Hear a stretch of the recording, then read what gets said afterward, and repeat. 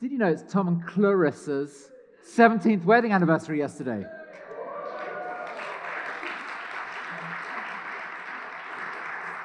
Fantastic. I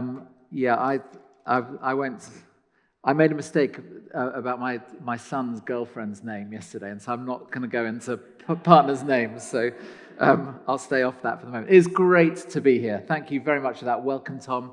That was an amazing message from the Bishop of Sheffield. I just have to say, bishops don't often do that in terms of not just saying, welcome the speaker, that's great, I'm pleased about that, but actually what he's calling you to be as a church and how he wants to be in partnership with you to see some new things in this new season for you. So, I mean, it would be great maybe to even publish that in some way or send it, because it's such an encouragement to you, I think, to say, the diocese is behind you. That's the kind of collection of churches, and the bishop who's over this area is saying, we want to SDC to go for it in terms of not just growing yourselves, reaching the people who are around you, but actually reaching this city and reaching the wider area for Jesus Christ. And so that's amazing. So I'm really, really thrilled to be here to be part of that. I have known Tom, as he said, for many years, and you've got great leaders here. And I've known Mick for many years, Mick and Tricia, and Mike before him. So, Tom, it is great to be here. Thank you for what you're doing and how you're leading this church in this new season. And so, please pray for Tom. Pray for the leaders here. It's always challenging when you're a church leader who's kind of trying to step forwards into new things. And kind of wrestling with some of the challenges of change and of growth. That often when you stick your neck above a parapet, it's exposed to be shot down. And that's both in spiritual terms, but also sometimes the church can be not very nice to its own people. So please pray for Tom, the leaders for this church, for all that God has for you to do, which is amazing things in the future and for now. I want to speak. You're doing a series on Nehemiah. If you weren't here last week, I think, Tom, were you preaching? Just to introduce it. Someone was preaching and introducing that. And I'd love to read some words from Nehemiah. You're kind of going through it chapter by chapter. I want to kind of skate over the surface. So excuse me, I'm not going to do a deep exposition today, maybe another time. But today I want to really think about what God might be calling you to do as a church in the whole area of church planting. I'll explain what that means if you haven't heard it before. But the first time I heard about church planting was when I was a student. I was converted at a different university in Birmingham. And I'm so grateful to the students who were in the second and third years who invited me to church. I was invited to church around kind of early October to a guest service. And for the first time, I'd been brought up as a Christian, but I'd never heard anyone. I must have heard them, but it was like in a way, the gospel was presented in a way that clicked for me. And there was an invitation that was offered for people, if they wanted to follow Jesus. And that moment, I thought, yes, I want to respond to that invitation. And God completely turned my life upside down for the better. And I remember just a few months later hearing about the church that Tom was talking about, Holy Trinity Brompton, HTB in London. They had just been invited by their bishop to reopen a church that was just about to close. And they sent a clergy person with a team of people, and they reopened this church called St. Barnabas Kensington, and it just came back to life and began to grow, and they planted churches themselves. And I remember hearing at the time, I thought, wow, that's amazing to see churches restarted or reborn or reopened. I'd love to be a part of that in the future. And so if you be risky about the kind of prayers that you pray, because I'm now doing that. I'm just passionate about church planting. And I'm just seeing God doing so many new things in the church that I'd love to share some of those stories that you're a part of as well. So as we begin, let's dive into Nehemiah. And I'm reading from Nehemiah, a bit of Nehemiah chapter 1 and a bit of chapter 2. So let me begin. Nehemiah 1, verse 1. The words of Nehemiah, son of Hakaliah. In the month of Kislev, don't know when that is, in the 20th year, while I was in the citadel of Susa, Hanani, one of my brothers, this is Nehemiah speaking, came from Judah with some other men. And I questioned them about the Jewish remnant that had survived the exile and also about Jerusalem. So he's in Susa, a long way from Jerusalem. He's been exiled. A previous king had transported and raided Jerusalem, broken down the walls of the city, and taken the whole people of God to another country far away. He's part of that now, and he's hearing about what's happening back in his hometown, his home city of Jerusalem. They said to me, "Those who survived the exile and are back in the province are in great trouble and disgrace. The wall of Jerusalem is broken down and its gates have been burned with fire." Nehemiah then says, "When I heard these things, I sat down and wept. For some days I mourned and fasted and prayed before the God of heaven." And then he prays that God would do something, that he would transform this situation. And he finishes by saying, "Give this prayer, give your servant success today by granting him favor in the presence of this man, the king." Nehemiah worked for the king as one of his assistants. I was cupbearer to the king. Chapter 2. In the month of Nisan, in the 20th year of King Artaxerxes, when wine was brought for him, I took the wine and gave it to the king. I'd not been sad in his presence before. So the king asked me, "Why does your face look so sad when you're not ill? This can be nothing but sadness of heart." I was very much afraid. But I said to the king, "May the king live forever. Why should my face not look sad when the city where my ancestors are buried lies in ruins and its gates have been destroyed by fire?" The king said to me, "What is it you want?" I love this. Then I prayed to the God of heaven, and I answered the king, "If it pleases the king, and if your servant has found favor in his sight, let him send me to the city in Judah where my ancestors are buried, so that I can rebuild it." And the king basically says, "Go for it. You can go." He has favor in that place. Lord, thank you for this reading. Thank you for the book of Nehemiah. I pray that you would speak to us through these words, through what I'm going to say. Lord, that you would speak to us individually in our own hearts. You'd stir us up to the things that you're doing, the things you have for us personally, but also as a church, STC, Lord, what you have for this church. Speak in Jesus' name we pray. Amen. So the first thing I want to say really is I want to apply church planting thinking to these words in Nehemiah. Church planting is starting new churches to reach new people in new places in new ways. Think that this church is full of people, it's fantastic. What about some of the people in, for example, East Sheffield? Churches are tiny there, and yet the population is high. People there are if you look at demographics, it's a poorer side of the city compared to this side. How will the people there hear the gospel unless someone goes to them? Church planting is part of that, whether it's starting new churches, brand new churches, or if it's revitalizing old ones that are in a place of struggle. It's much easier for churches that have a lot to be able to send people where there is very little. But it needs to be part of the DNA of a church to capture that desire. Because one thing to build up, it's a good thing to build up and strengthen and grow, but it's another thing completely to give away, to send, to give money that you're not going to see back in this life. Often giving away your best leaders. It's a challenging thing to do. So in our past, we have a huge history through the centuries of church planting, of starting new churches, and there have been seasons of starting new churches. We are in a season where we haven't seen much church planting in the last few years in the Church of England. Lots of independent denominations have been doing it. The Church of England hasn't been doing so much. But we're in a season where this is rapidly increasing.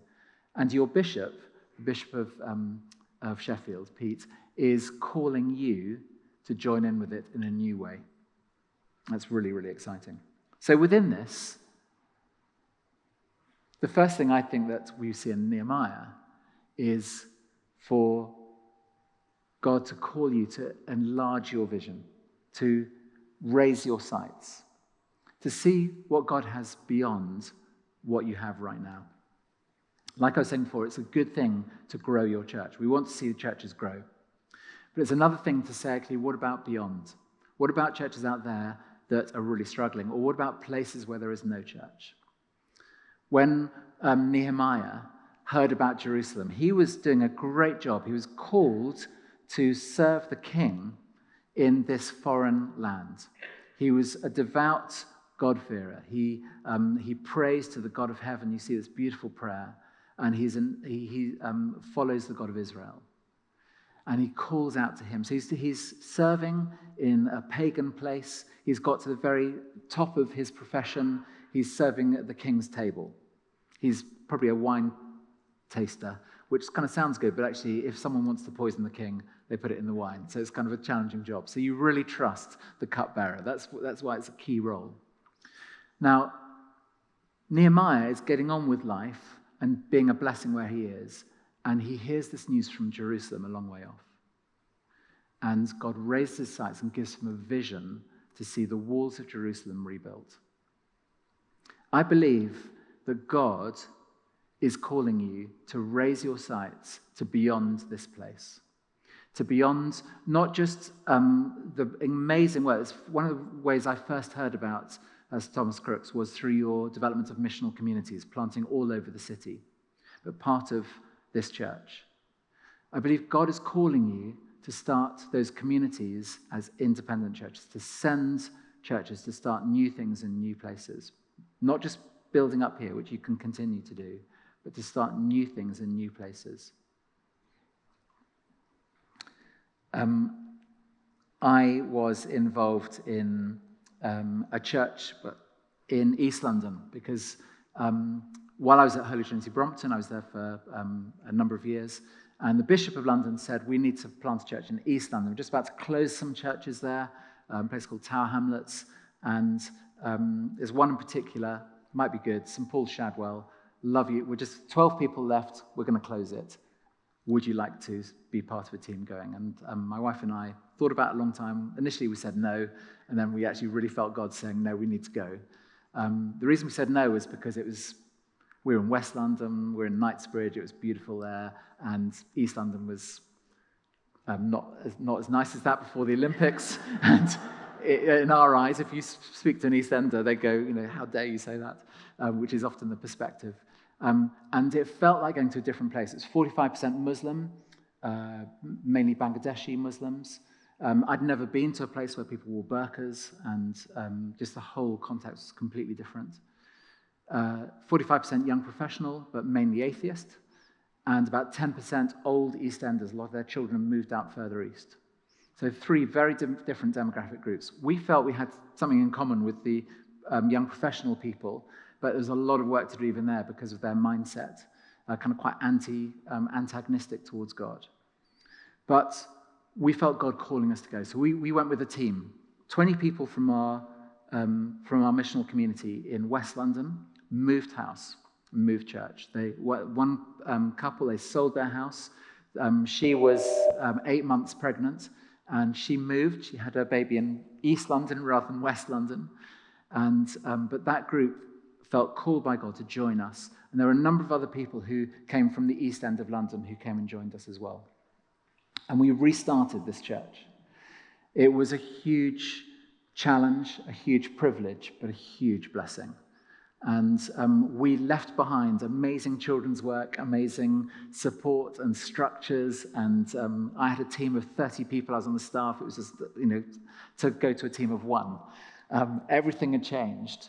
And yet this was what God was calling us to do. And we saw God do incredible things in people's lives, people coming to faith, people coming back to faith, people being ministered to, the poorest of the poor.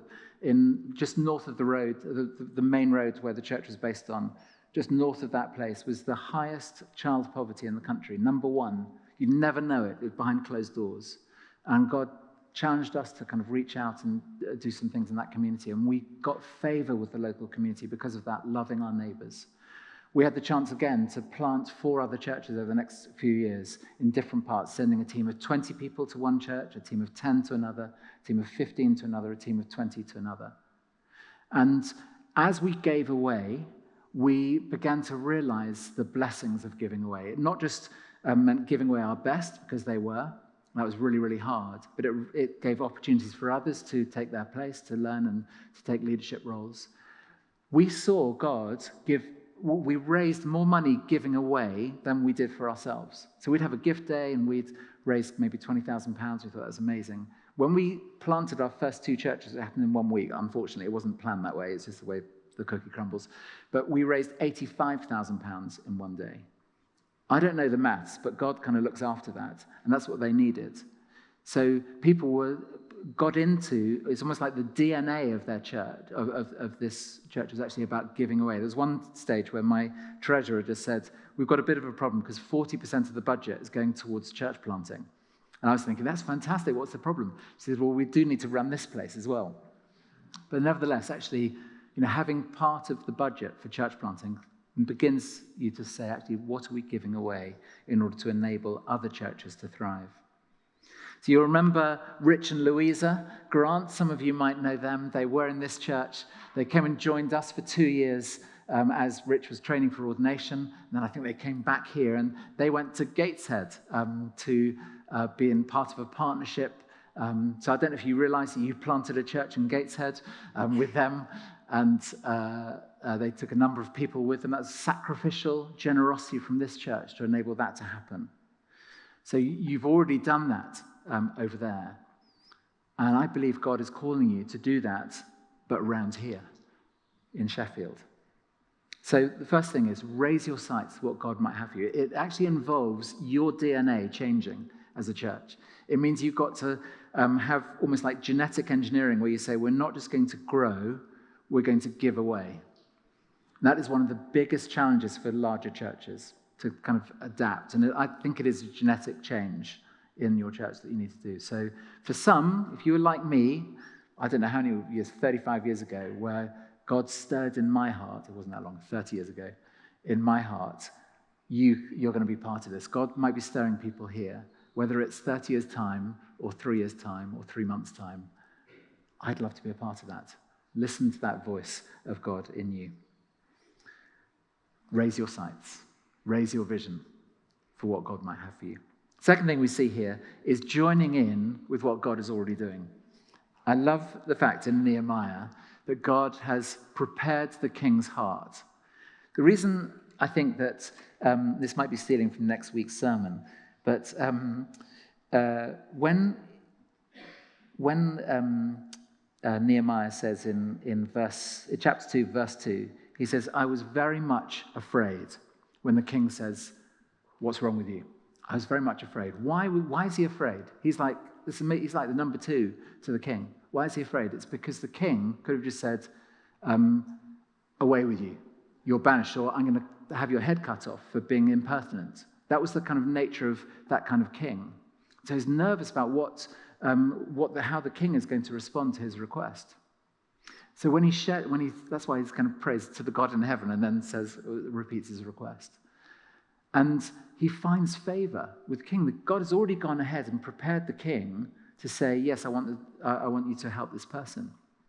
When Nehemiah then goes to Jerusalem, he finds that the people are ready to respond to rebuilding the walls that he calls them to do. Families, leaders are ready to say, yes, we will join you. We want to be part of this rebuilding of the city. We've been here for a few years and we haven't done anything. Now we want to step in. We want to be ready. God has gone before. And that's exactly the same with church planting. God goes ahead of us. We think we're the saviors. We're going to go to this new place and rescue it and bring a new life to this place. No. It's you discover that God is already there. So it's actually going to a new place and discovering what God is already doing and then saying, how can we join in with what God is doing? It's a key principle of the kingdom of God. God goes ahead of us. How can we join in with what he's already doing? When we went to Shadwell in East London, there were 2 people in particular who really touched our hearts, who we got to know. They were our neighbours. So we made a practice. I love the lights on the streets full of lights. Streets of Lights, thank you, .org.uk, or is it .co.uk? Anyway, you heard it earlier. Fantastic.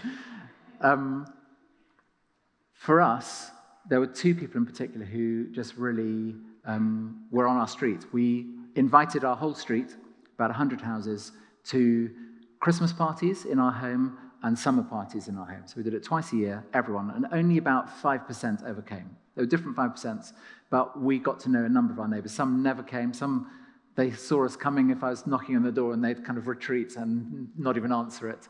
I used to take my children along after a while because they would respond if they were children. But two people in particular. One, Ronnie. He'd lived next door to the church for 40 years, and he'd never been inside it. He used to work for the News International, the newspaper organisation. He came. He actually ended up, he preferred beer, because he was always in the local pub for most of the time. But we started off with tea, and then we kind of moved to different kinds of drinks. And so he loves a beer. We had a beer with him. Over a period of time, he saw young people coming to the church, and he began to kind of hang around the bottom of the steps of the church. A couple of months later, I saw him halfway up the steps talking to some of the people. A couple of months later, he was at the top of the steps. A couple of months later, he was helping open the door for people coming in. Never went in. A couple months later, he was inside. There were two sets of doors. He was on the inside door opening people. A couple months later, he was at the back of church. And then a couple months after that, he was then standing behind the back row. I've never seen him go further than that in the church. But over a period of about 2 years, he started coming to church. He did Alpha, the evangelistic course. The extraordinary thing about Alpha, he knew kind of that it would be a decision time for him if he did the course. And he said, no, I'm not ready yet. And I said to him, Ronnie, we've got a real problem. We have not got someone who can organize the serving of food. And you would be amazing at it. And I just wonder if you might be able to do it tonight. And he looked at me. He said, I know what you're doing, but I will do it. And I said, the thing you need to know is that people who are serving need to be kind of present for the whole time. And so he said, okay. And so he heard the talk, he was part of a small group, and he went through the course, didn't become a Christian. I said, Ronnie, we need another person to do the catering kind of coordination. He looked at me again. I know what you're doing. But on that course, he gave his life to Christ. And he is one of these people I call a person of peace. So he goes into the local pub, the Prospect of Whitby. He talks up the church. He says, oh, have you been to the church? You must go to the church. There are a lovely bunch of people there. Come with me if you like. And he does that. He knows everyone, a person of peace, and is unlocking the opportunities for the gospel all over that area of London. Ronnie was another. Second person, Karina. She was someone who had left Sweden, Swedish woman, in a terrible state. She was married with children. She'd left them because of alcoholism, and her life had fallen apart. And she was kind of nursing herself in some way. And we met her. We invited her to church one day, and she came not through my invitation, but through another person who had done a second invitation. She came to the back, sat down on a sofa at the back, and she cried her way through every service for like a year. And whenever the worship started, she started crying. And we heard her story, and she eventually gave her life to Christ, and we just saw extraordinary things in her life began to change. She realized that she needed a lot of healing herself, emotional healing. She then realized that she needed to sort out her family. So she reached out to her children, first of all, and began to develop a relationship with them. They came over. They were reconciled. Then with her husband, she reconciled. They didn't get back together again, but they are friends. And so now she lives back in Sweden with very close to her family. She has the grandchildren over because they've got to that stage. And her life has been transformed through Jesus Christ. There's no other explanation. And that was someone else who God put on our doorstep, just a neighbor who we got to know, inviting her into our home and into the church. This is what happens in church planting. How will they ever hear the gospel unless someone goes to them? If someone from another church over there invites them to come, they're not going to go over there. They're going to come to a church here. We need to plant churches in new places to reach new people in new ways with the gospel of Jesus Christ. That's why it's so important.